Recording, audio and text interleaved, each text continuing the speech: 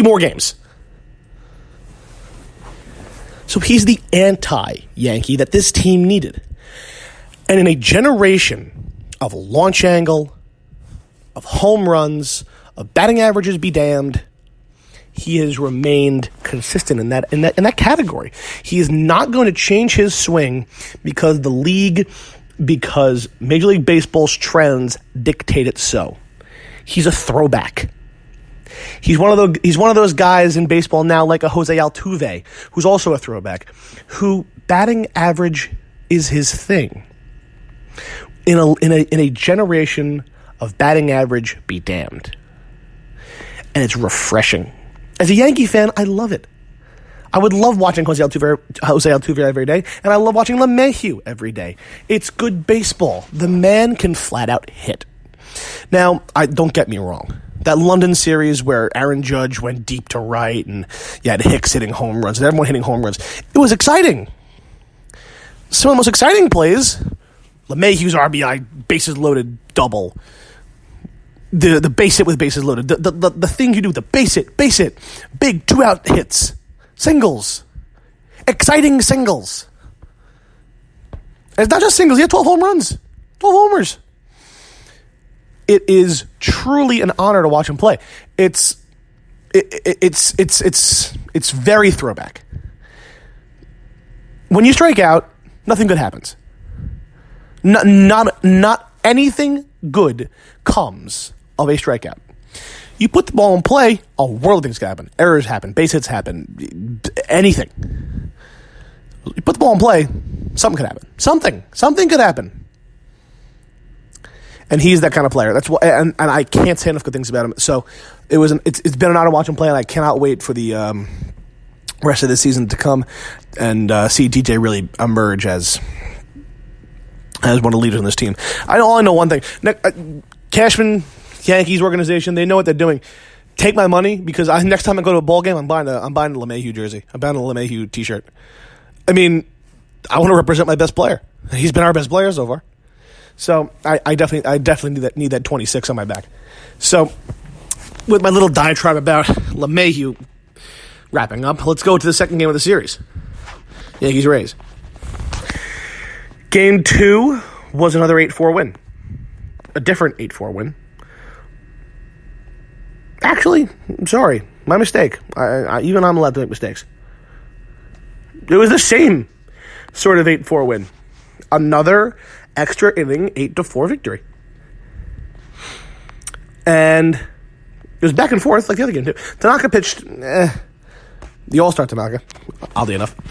6 and 1/3, 4 runs. Two walks.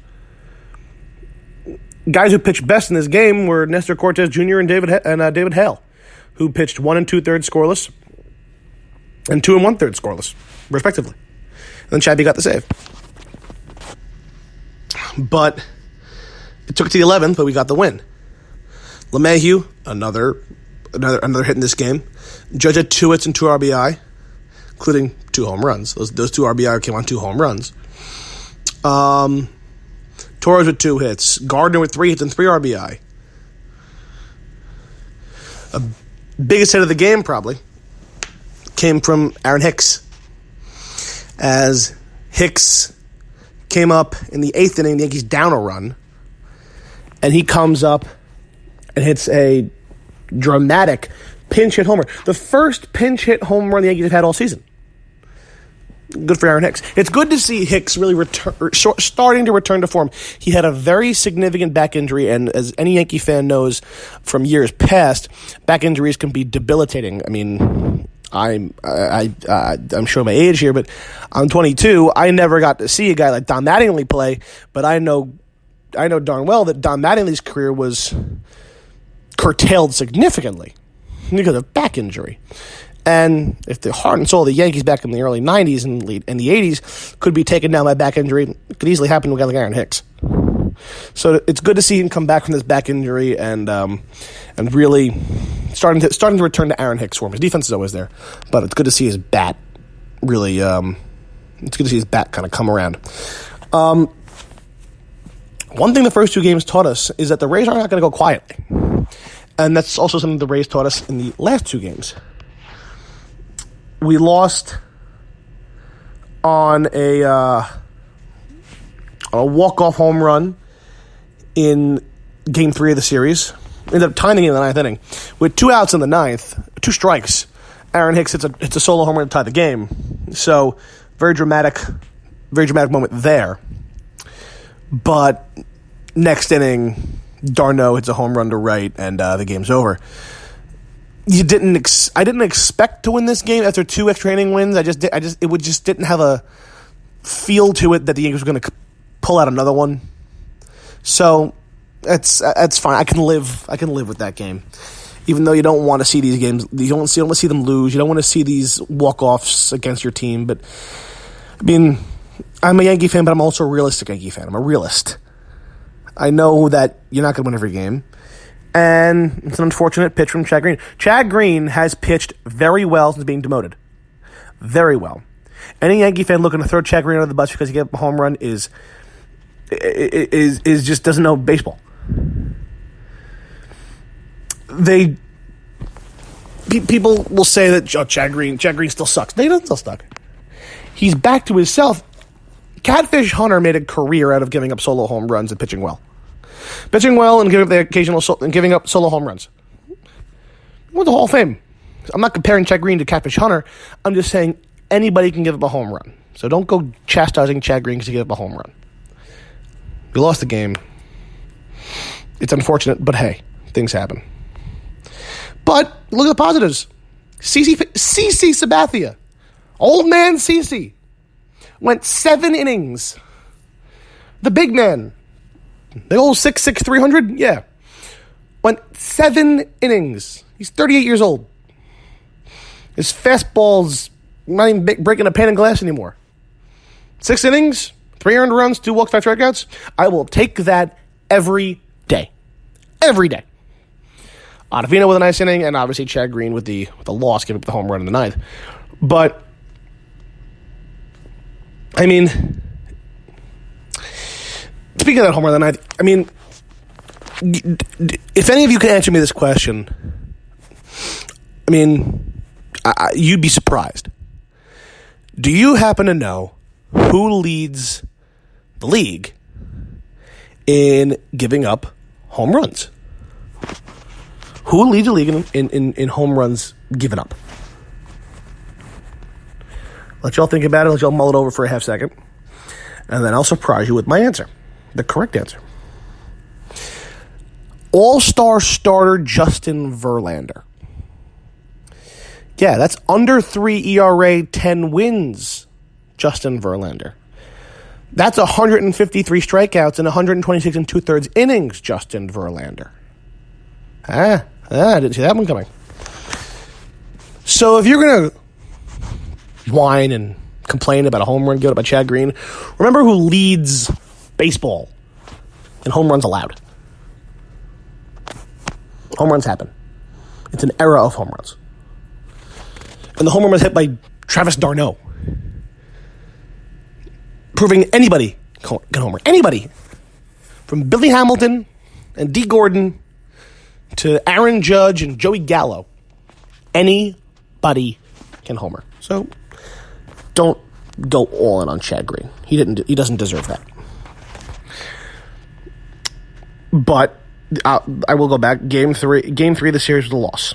So you go and then you go to the 4th game, which, I mean, you cannot fault James Paxton in this game.